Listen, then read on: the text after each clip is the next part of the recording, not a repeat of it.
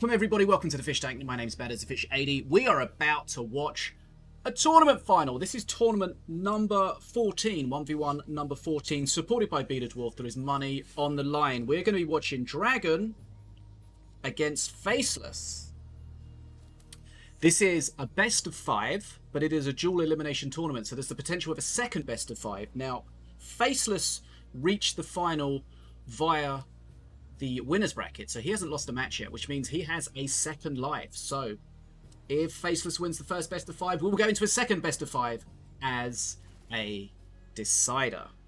Okay, so we've had some bans. The players are very familiar with each other, so what they decided to do was to ban 3 masters each to force themselves and each other out of their comfort zone. So Dragon has banned Mordor, Apep, Diona, whilst Faceless has banned Mordor, Apep, and Miloween. Okay, so just remember, just a few reminders. No wildcards, of course, available in any of these tournaments. And that's pretty much the biggest rule. So we're going to see what the players play, how they get on. Thanks for joining us. We are live on Twitch right now, but we are behaving so we can put this on YouTube as well. So let me just get set up with the first game, make sure we got them all in order. So remember, Dragon, it's a little bit confusing because, of course, they have silly remove wildcard names because lots of people don't like wildcards right now. But we're going to go straight in to the game. Okay, no, their names are not okay. Their names showed okay and then they disappeared. Okay, anyway, we've got Dragon on the left, my left, blue team playing Stormbringer. We've got Facelessgod on the right, my right, red team playing Miloween. Okay, so we've got Restless Dead to start with. Restless Dead is all over the ladder, of course, right now. It is a problem in wildcard form. That will not be an issue here. Brothers of Light. Again, that's something we see a lot on the ladder, but again, a lot stronger in wildcard form. A lot of decks have ways of dealing with the brothers, but what they don't have ways of dealing with is the second wave of brothers. Okay, but the Defenso's doing a good job here. The heal comes in. One of the brothers was very low HP, but the heal resets that. So that's a push and a half right now. We've got the 2 skeletons from the Restless Dead. We've got the brothers, and they are supported by a couple of Marines. Fireball comes in and gets lots of value. XP is in Blue's favour, but of course, if it's going to be a shorter game from a big push here, that XP is going to be borderline irrelevant. Okay, the Stun Lancer doing some work there, but the Skeleton's going to take the Stun Lancer out. That's a lot of face damage. That's nearly 2,000 HP done. Now, the brothers haven't changed, really. But they are really flavour of the month right now. And we were discussing this on stream earlier, and I think one of the reasons for that is one of the big counters to them. One of the big counters to the brothers was to just combust a load of scrats, just shred them. But of course, combustion changed. So combustion on small units just doesn't work anymore. It doesn't do enough damage. And on big units, although it does a lot of damage, it doesn't do as much as it used to do on a huge load of scrats. So I think that's why brothers are being seen a lot more on the ladder, because one of their biggest counters is gone. Okay, so we're down to 920 HP already for Stormbringer, for blue team, for Dragon. But XP is well in his favour. But again, XP is irrelevant if you're dead. Now, we've got a brother push at the bottom. One of them's aggroed away. That could be good, because it can make them a lot easier to deal with when they get split up like that. Yes, they both have names remove wildcard, but Dragon is, if you undress that the blue remove wildcards, there is a Dragon under there. And if you undress the red one, there is a Facelessgod there. Okay, so Haunting Hugger here. Haunting Hugger is a little bit broken at the moment. If you've been playing it, you might notice that it randomly disappears. It bugs units out. It is bugs right now. But it seems to be functioning okay so far. You might notice on a lot of the times on the ladder it will just disappear. Okay. The curse didn't get off there on the Colossus, which is a shame, because the curse 3% damage every second would bring it to its knees. Yes, the Hugger did survive. That's the most shocking thing so far. Fireball comes in, doesn't kill anything, but does reduce it down. The heal comes in.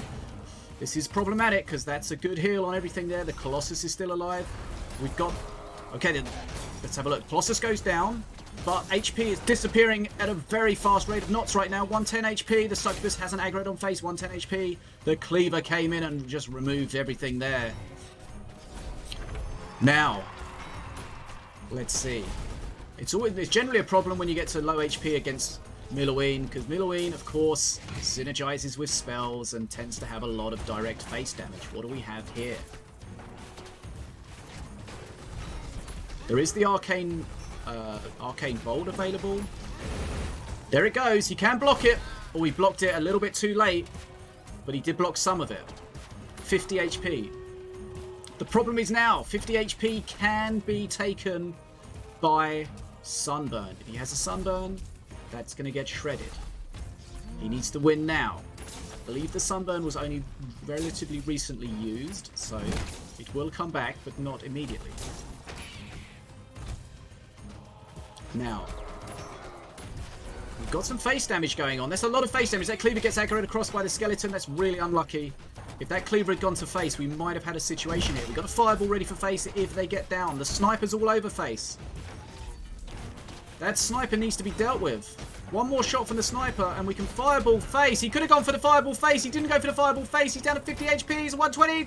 The Sniper's going to... Ah, the burn. He could have won it with the Fireball. He could have won it with the Fireball. Wow. Okay, so game number 1 went right to the wire. So, Stormbringer against Milo. Milo came out victorious, only just. And we could have had a Fireball on the face. It could have been a Fireball on the face, which could have taken the win. So look, that's how close those games are. Okay. So remember, these are best of 5. So that's game number 1 to Faceless. But Faceless needs to get to 3 games to win. Let's find out what happens in game number 2, just to remind you of the bans. Mordor, Apep, Diona banned, Mordor, Apep, and Minion bans for each player. Now, they can, of course, change decks, change masters, whatever they want to do without the bans between games. Now, okay, let's get the next game set up. This is game number 2. Just a reminder, Faceless is 1-0 ahead. Okay, let's go straight to the action.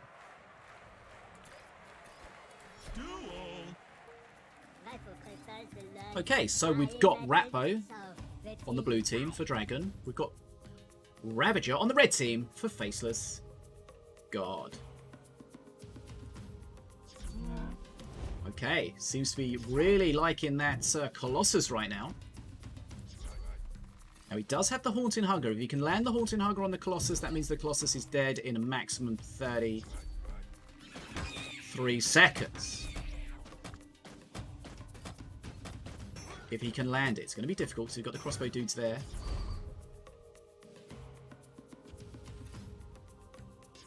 Yeah, this is a final. There is money on the line, so there are certainly nerves involved. So mistakes can be made. Okay, this Colossus is pushing hard and fast. The heal comes in. This is going to be a lot of face damage. The Succubus has gone down. The annoying thing there was the Succubus got hit. The blue Succubus got hit, jumped back, got taken out. This is massive damage. Succubus is still going. Okay, Red Golem's out. Remember, at 50% HP of the Master, the Red Golem becomes a beast. Otherwise, it's a blue Golem. Okay, the Haunting Hugger does great stuff at the top, gets the curse on the Brutus. The Brutus getting aggroed across. Now, you tend to see games with the Red Golem where you take a huge amount of damage at the start. Not necessarily because you want to, but it just happens. And then you can utilize the Red Golem.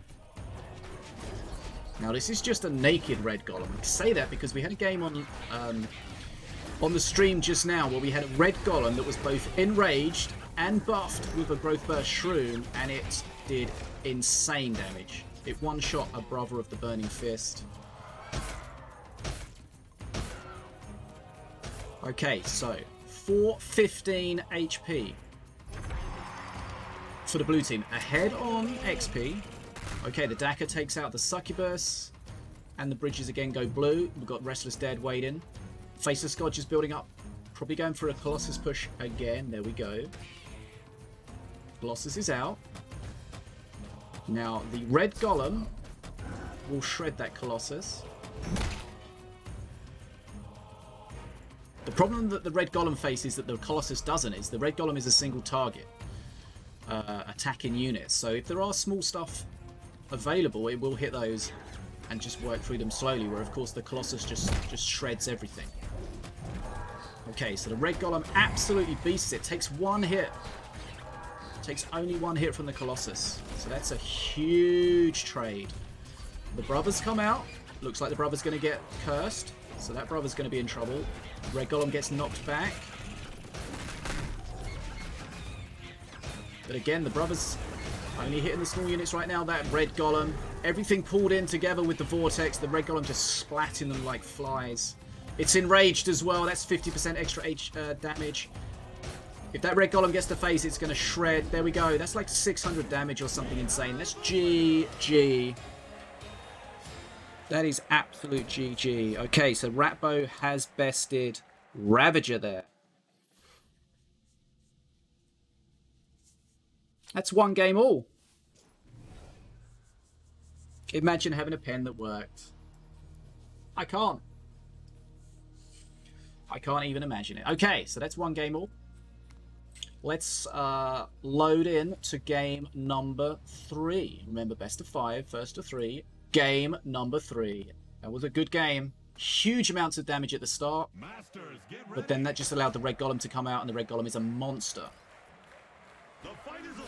Okay, so we got Ratbo again. This time against King Path. Ratbo, King Path. Okay, whilst the game starts, I'm going to try and find a pen that actually works. Sorry, you can't see the screen. My bad. I'm a professional, as you can tell.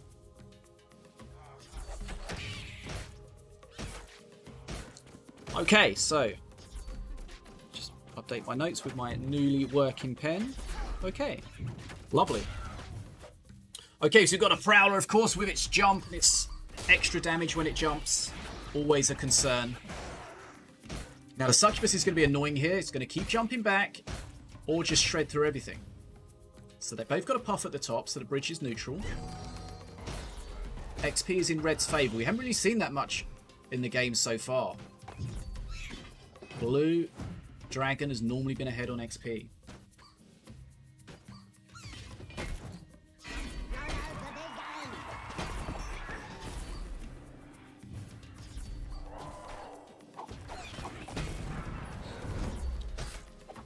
Okay.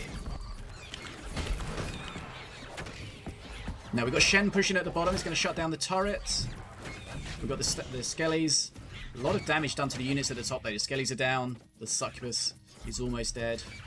Very low HP. Okay, let's have a look. Shen, of course, can do a lot of damage when he gets to face, but only one hit off.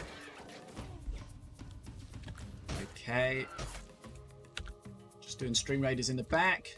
If you've been to the stream, you know we do Stream Raiders behind the scenes. Okay.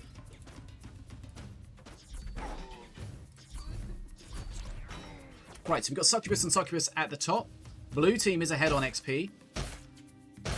Okay, they're both going to kill each other at the top. They didn't have equal health, but still took the same number of hits to kill each other. The Skelly's about to pop, and the bridges are taken by the Stun Lancers. Okay, I think that the top bridge grab was... Oh no, it was okay. It was nicely done. Looked like it was a little early on the Hugger, but the Hugger was fine in the end. Okay, you've got to be careful not to get stunned on face here. The Daka takes out the Ting Tang Tongue, and we are back. Blue bridges. Shen, terrible against a bunch of small units. He's single target, and he only targets things, only attacks things that are stunned. So he has to effectively go through his attack animation twice on every small unit. So Shen against small units is not ideal. Again, they're choosing to just Succubus against each other. Trade it off. Blue's got a good HP lead now. I mean, a good XP lead. That the Prowler doing some work with its jump. Got to be careful not to let it jump on face. It might jump to face here. Nicely done. Gets the Scrat out from perk 1. Stops that. Okay, so perk 2 is where King Puff really gets strong. You can see the units are coming out either raged or shielded. Anything that's a 4 or 5 mana card will get rage, 50% extra damage, or a shield. So if you're building a King Puff deck, you want 4 and 5 mana minions in there. Get value from that. King's Buff perk.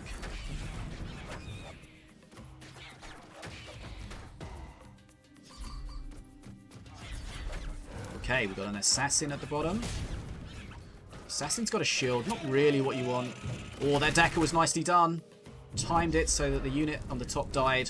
The Daka, of course, doesn't target immediately. It takes a few moments to lock onto its target. So if you target it, time it correctly, you can get some good stuff done.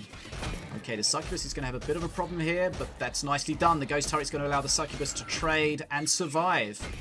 The Ghost Turret, of course, when it dies, will pop off and give a Spirit. That's 200 extra health to the Succubus. But the Succubus is going to be in trouble straight away. Into the Stun Lancers, he's going to get a big hit there from the dog. That Succubus did not live a good life.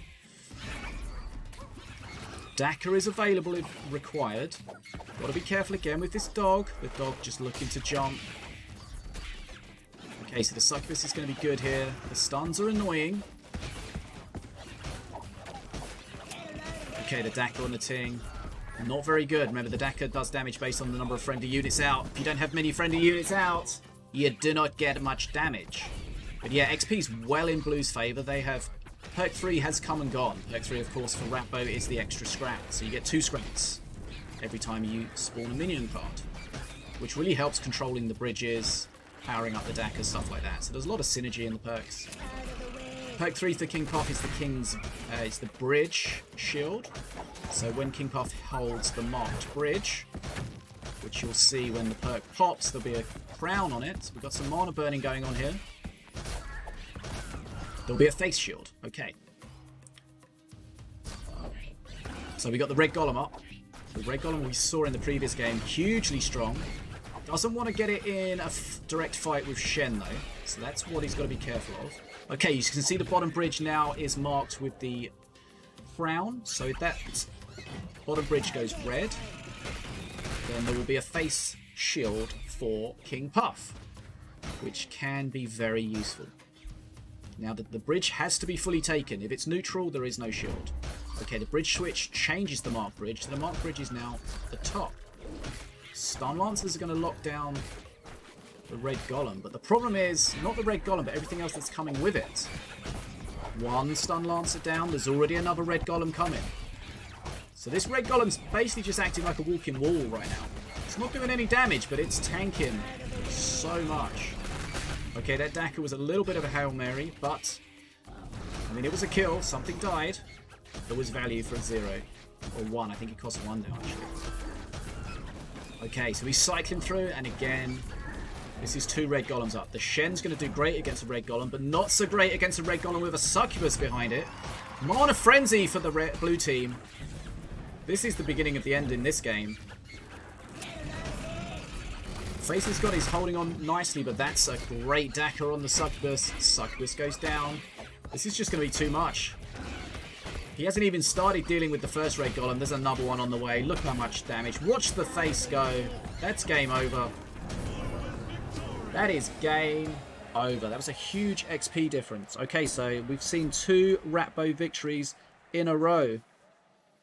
Imagine having a pen that works! That's another pen that doesn't work. I've got a whole container of pens, apparently, that don't work.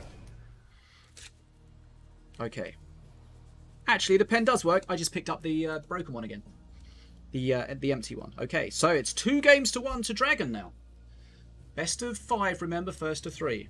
Now, just to reiterate, Facelessgod did get to the final from the winner's bracket. So, if Facelessgod wins this best of 5, he wins the tournament. If Dragon wins the best of 5, then Facelessgod's second life clicks into play, and they play a second best of 5. Will we get it? I don't know. We've had it before. think we've only had it once before, but it's that's just the way the dual elimination tournaments work. Okay, so we played 3 games, 2 games to 1 to Dragon. So let's go for game number 4. Counting. Okay, here we go. Loading into game number 4. Now, Dragon is playing Morelia. Dragon is wearing the Dynasty Morelia skin, incredibly rare skin, only available to tournament winners. Facelessgod is playing Minion. Now, Facelessgod, of course, banned Minion, but that means that he can play it, but his opponent cannot. So we did see a Minion, a Coloween deck, if you like, a Colossus-based Minion earlier. Could be the same one. Here we go.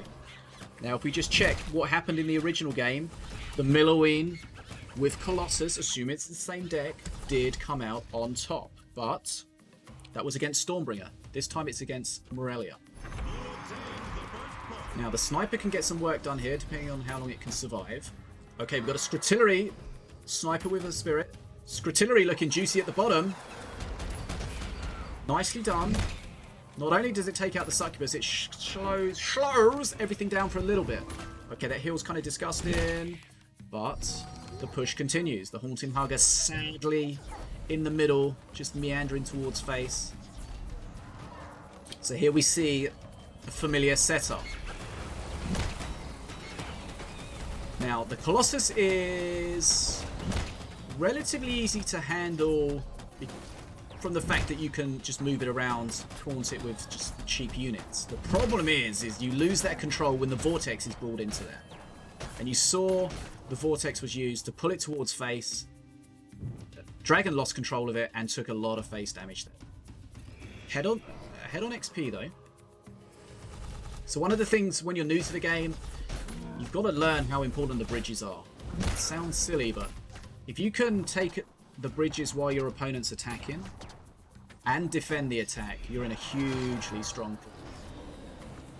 Okay, so again, you've got Scrotillery looking like it could be used at the bottom. The Golem a little bit too fast hit. Or the Ghost Turret's too far away. It's tanking, but it's not getting any DPS down. That could be a problem. Okay, got some DPS in at the end there. And the curse is on the Colossus. That's huge. We know that Colossus is dying 3% max HP every second. The heal comes in, but the heal does not remove a curse. The curse is there from the Haunting Hugger until the unit dies. There we go. Colossus down. XP again, hugely in Blue's favour. This is something we've seen time and time again. Okay, so the brothers are going to clear that up at the top. Probably get aggroed down by the Defenso Chopper. But then we've taken a lot of face damage on the red team. The brothers are not going to have the best of time here. The Sniper, we saw in the first game, that Sniper did so much damage. Okay, so the Sniper's down, but 335 HP is... it's low. I did the maths and it's low. Okay, we've got a brother pushing at the top. The Spellbook is used for the heal, gets the double heal from perk 2. Okay, brother's down. So if we just have a quick look at the overview here, Blue is hugely ahead on XP and HP, so that's a good position. But the Colossus-based deck can do huge damage very quickly, so we need to be careful there. The Spirit's going to pop off, not really going to be that useful. Better than nothing. Okay, Succubus down. See, the Colossus on its own is a relatively weak and easy unit to deal with, but it's what it's supported with. When it's supported with spells, well, that didn't hit phase, that's useful. And when it's supported with units, then it becomes a different issue. That's why when you see Facelessgod, he's spawning the Colossus as far back as possible. The reason he's doing that is that he can then build up mana to support the Colossus. If you spawn the Colossus at the bridge, it's going to run into trouble before you can support it. Okay, 255 HP. Perk 3 is available, so the Dragon is available for Dragon. Nearvere the Fallen, plus the Breath. The one-time only perk 3 from Morelia. The Breath does huge work there. Not only is it ticking on face, not only did it reduce both brothers to their knees, but it took out the Golem as well. Huge value.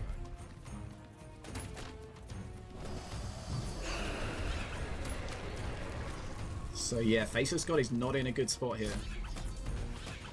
We've seen the Scrittillery really shut down the usefulness of the pushes because it takes out the rear, takes out the back line.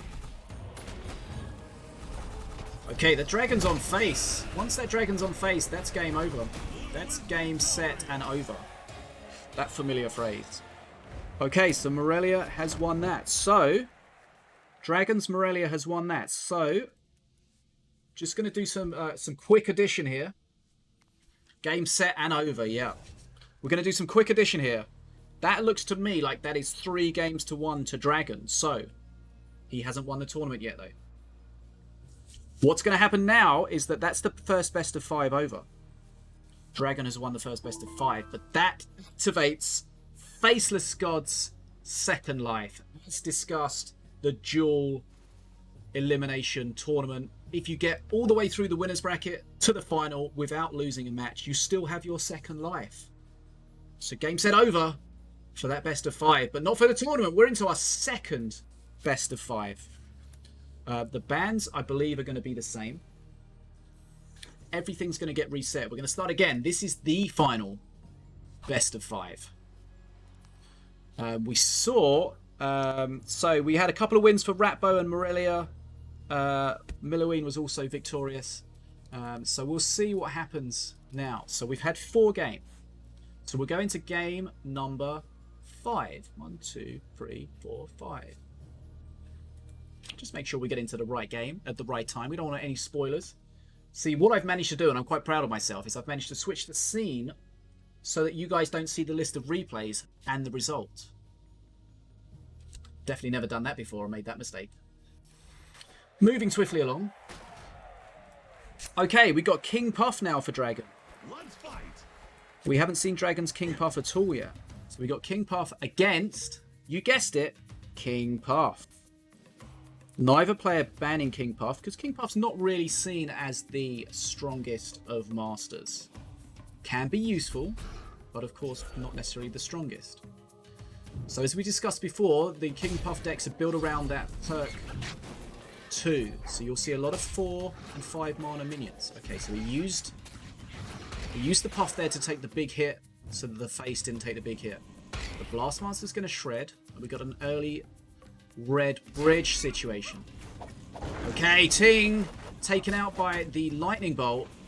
That's very expensive. So now, you know, this goes for any matches that you play. You've got to pay attention to what your opponent has. Now, Dragon knows that there is a lightning bolt facing him.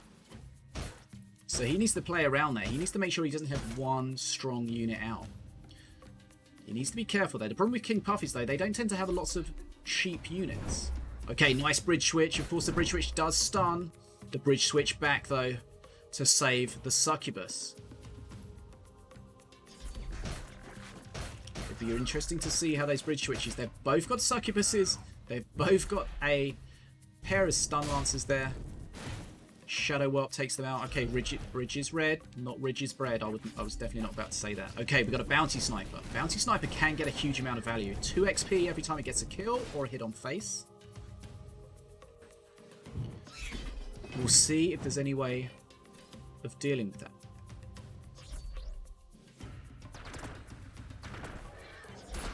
Okay, so here comes the Prowler, takes out the sniper, and again, Prowler going for face, Prowler on face. He's got to be real careful here. He knows there's a lightning bolt available. It's got to be close. Okay, so the spear throwers are out. The lightning bolt, of course, hits a random target. So if you've got one unit out, doesn't matter about randomness, it's going to hit that one unit. Get some more units out, some cheap units, you've got a chance of saving your stronger units. Okay, so again, Dragon ahead on XP. That's something we've seen pretty much in every game so far. This, of course, our second best of 5. He won the first best of 5, 3 games to 1. So we're getting a lot of face damage there coming in. Okay, oh, there we go. He could have got the scrats out. He could have got the scrats out. We're going to have some bridge switch action, probably. No, that goes down too quickly. He could have got the scrats out and saved that succubus. They've both done quite a lot of face damage, but the bridges are so in the favour of Team Blue. The bounty sniper has spawned this time with Rage from perk 2. They've both got perk 2, so their units are majoritarily spawning with a shield or Rage. Okay, so the dog's going to take out the sniper. He's going to go for face. Okay, the spear throwers take that out. The Defenso is such a good card against melee. Those dragons, flightless dragons, really getting shredded by that. Okay, so remember, lightning bolt. One of these could go down to the lightning bolt. He could just decide to roll the dice. Let's find out. Okay. Now we have the activated Facelessgod. Remember, if you've got a raised unit out, you get a ton more of them. Not as many as you used to, but still. The fact they have a shield on is really annoying as well. Just means everything takes 2 hits to die instead of 1. Okay, Succubus goes down. The stun at the top is going to be annoying. Bridge switch, but it's going to be into another stun. By the looks of it, it's not going to damage it because of the shield. And then the next stun is up. Okay, so you see the marked bridge. That means perk 3 is available for blue. You see the shield on King Puff blue, King Puff's face. That's from that marked bridge. Hold the bridge, have the shield. As soon as the bridge goes, watch the shield. There it goes. Okay, so that could be important. We'll see. Raged snipers are a problem. Shen comes in. Activated Shen from the Zenshi flow does stun everything as he spawns. And the push begins. Okay, the bridge swap. Shen gets taken out. Needs to be careful with the face damage here. Okay, that's a nice. He got a shield. That was nicely done. He used the shield on the whirly scrat to take the hit.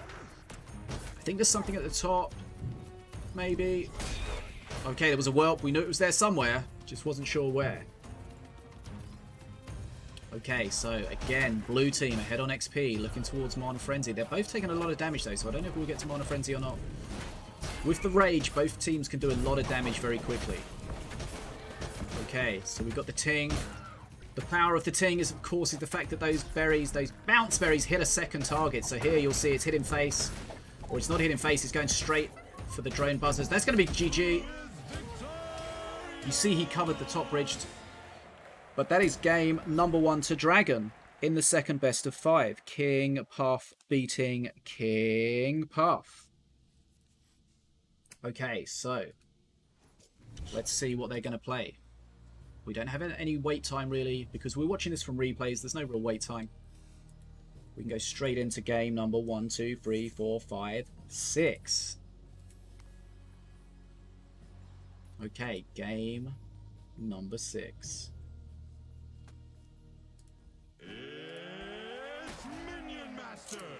Okay, Setsu against Ravager. Let's go. This is the first time we've seen Setsu from either player. That'll be interesting to see.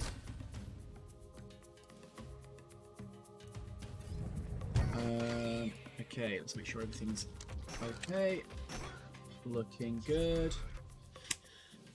Okay, so Setsu, of course, when Setsu gets to perk 3, that's when Setsu gets real scary. But does the game go that fast? Sometimes with Ravager you get that huge push. So I feel like that's a timed use of the skeletons, the Restless Dead. He's used them so they'll pop and support the first push. So it looks like we're going to have a Colossus plus skeletons plus Brutus push. But let's see. At the moment it's looking like it's going to be split up a little bit. I think Setsu might have been a bit early there. I think he might have been trying to get on the Skelly, not sure. Okay, this is a lot of units out. This is a lot for the red team. We've got the brothers at the bottom. The Succubus doing some work. Is there a hill? Yes, there is. That resets everything. Everything's back to full HP. This is going to be hugely difficult to deal with. The Brutus, of course, doesn't do a lot of damage, but it is tanky and it does heal itself. I'm not sure how he survives this, to be honest. He's got some DPS, but it's just not going to be enough. He's going to lose huge HP every second here. That Colossus is swinging. This is game over. That's 1 minute 41 seconds. That's what happens with Ravager. Ravager generally tends to be a really aggro deck. I don't know what you would do to deal with that.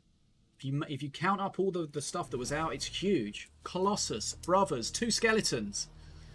Spawn with the perk 1 Brutus. And a Succubus in there as well, I think. So much. So much. And the heal. Did a lot of damage originally, but then the heal just reset everything. And it's just so annoying. What happens is you spend so much mana on doing the damage, and then the heal's just like, your mana was wasted. And the heal, of course, relatively cheap, so they trade very well. Okay. So that was the first time we saw Setsu. Could be the last time we saw Setsu. See Setsu after that, because Setsu got a spank in there. So, if we tally this up, that's 1 game all. So let's go into game number 7. Okay. Game number 7, let's see what we have for ourselves. Our delight here. Okay, so we've got Morelia and Milloween. The sisters, of course. Showtime! Now, Morelia against Milo. Now, so Dragon has played Morelia once and won. Faceless has played Milo twice and won once. So they've both got winning decks. If they're the same decks, they might be different decks. We'll see. Again, we're seeing so much Restless Dead because it is such a strong card. It allows you to bank mana and then just push with more than you normally would be able to get at any one time. It's a strength when you play one of them, but when you play 3 of them, it's repugnant. Okay, so we've got Sniper doing some face damage there. Succubus is going to nether step back. Taking a bit of damage from these skellies. Gets the spirit on it though. Okay, Scrotillery takes out the Succubus. The curse. Perfectly done. Okay, so you see that he's fighting for the top bridge, but he's got the top bridge. That's really important. You want to try to hold the bridges whilst fighting. That's normally why fighting on the bridges is frowned upon. Sometimes it's necessary and it's impossible to avoid. But if you're on the bridge fighting, the chances are the bridge is going to be neutral and not going to be benefiting you. Okay. So again, we're going to get a curse on the brother here. Statue spawns from the Restless Dead. Getting DPS down by the turret. That's the cursed one. The curse is going to pop. That was perfectly done because the curse popped as the mana golem aggroed onto the ghost turret, which meant that the curse didn't get deleted. Okay, there we go. Wow, that Haunting Hugger is working as intended. We did mention before it has been bugged, but that worked as intended. It went, it cursed, it killed, and it came back and repeated. That's what you want from it. Okay, so you can grab the bottom bridge with the curse again. If you spawn it at the right time, you'll see the curse will move, the Haunting Hugger will move forward a little bit onto the bridge, neutralizing the bridge, and then the enemy unit will walk off the bridge, and the bridge will go blue before the Hugger disappears. So that's why the Hugger is really useful. Not only is it useful for killing big units with the curse, it's really good at stealing bridges. Okay. Oh, he went for the heal, but the heal from the spellbook not really utilized because of the HP being required. It was used because it could do damage and finish off that mana drain. Mana golem. Mana drain, it's just the new unit I've invented. Okay, here we go. Vortex pulls it onto face. Succubus is all in there. I'm not sure about that Succubus. Defenso at the back. I feel like the Defenso should have been in the front to get hit to stun. Okay, so that's a lot of damage, but red team's taking huge damage at the other side. And again, blue team, Dragon, is ahead on XP. But we got a big push at the bottom here. How's he going to deal with this? We got 2 brothers, we got 2 skellies, we got a 0-stack golem. The Scrotillery was bad, but the question was, did he go for the bridge with the Scrotillery instead of the units? Interesting. I don't know, but we still got a defensive doing a bit of work on face. 220 HP on the red team. We've got 2 golems pushing. The heal coming in on the brother. The brother lives. Succubus on face. This is getting dangerous. Brother goes down, then they can start DPSing through the units, but there's really running out of face at the moment. Okay. He survived, and remember, Morelia does have the spellbook, so there are heals available. 145 HP. Blue team is ahead on XP, though. Dragon is available. Very close. Both. Thanks for the subscription! Nails, thanks so much for your subscription. Okay, so the breath comes in. It's going to take out the golem, or is the golem just going to get out of range? No, the breath takes out the golem. Here comes the heal. It's only from 1 unit, though. Remember, at spellbook level 2, perk 2, you can heal from 2 units. So that might have been a mistake. Only getting that singular heal. Sniper getting some value there. If that dragon gets to face, it's probably over. Who's going to get to face first? I mean, that dragon's on face already. It's going to be over from the dragon. That was almost. Dragon wins it with the dragon.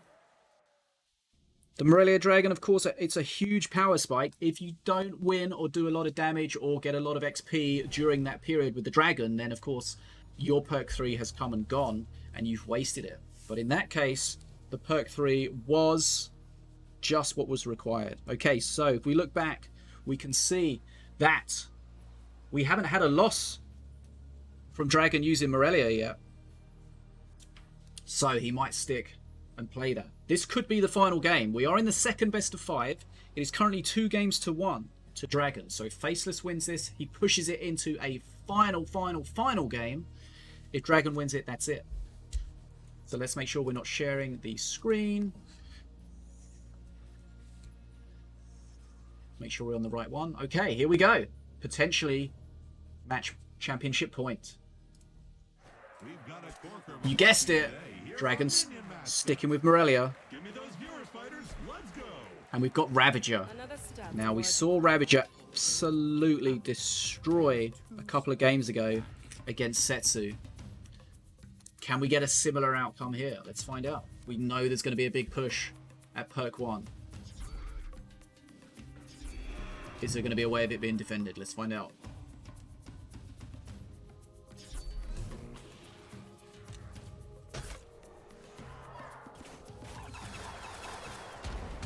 Okay, so the Scrutillary's nice there. It does trade and it holds the bridge. Bridge is, of course, hugely important. Bridges is gone though, but it did kill the Succubus, so that's a like-for-like trade.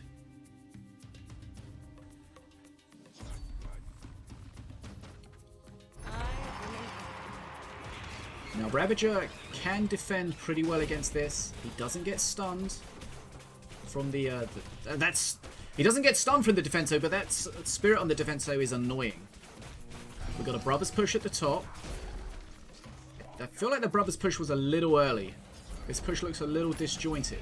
You want everything together ideally. But that looks like one brother is going to go down, but he's going to get healed. Okay, so the Defenso is going to do some work here for a while. The Sunburn used as a damage tool. It does, of course, enrage whatever it hits, friend or foe. But the brothers were the real damage dealers of the push. So he is on face, but he's not doing much damage. And there we see the Brutus goes down. But again, often what happens if you get a big push, at the start from Ravager, whilst you're dealing with that, you tend to fall behind on XP because you get distracted. You don't deal with the bridges. But Dragon's done a hugely good job of dealing with the bridges. Ahead on XP, of course, as he has been pretty much in every game.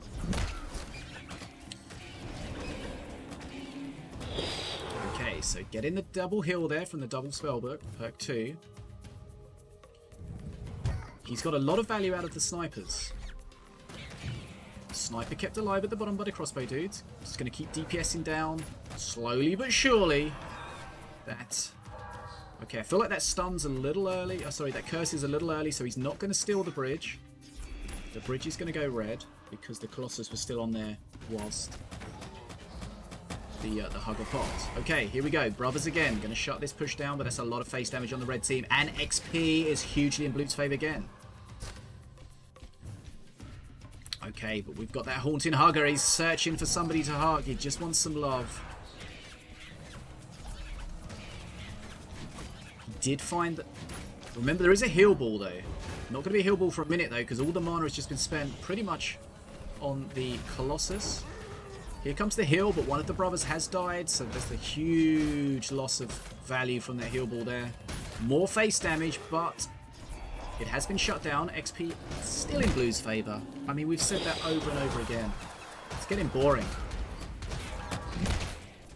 But this game's... When the games are close, XP is your friend. Okay, so the sniper at the top does have a spirit, so it's going to take a while to die. 200 extra HP, not too much DPS on it. We've got a lot of face damage coming here. The sniper, succubus, crossbow dudes, 435 HP. Can he defend this? Is he still here? Is he even alive? 15 HP! Wow! Is he going to die to a scrat? Game, set, scrat for Dragon. Wow. Sometimes it's not the big hits you need, it's the little hits. That was a lethal scrat attack from Dragon. Wow. What a final.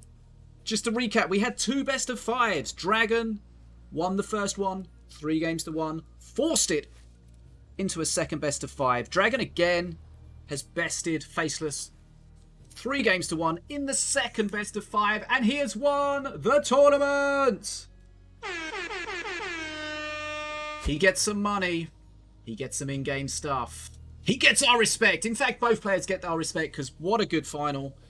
3-1 twice, but all the games were very close. We saw some spankings on both sides. So that concludes our 1v1 number 14. Remember, if you're interested in playing in the tournaments, always check the Fish Discord.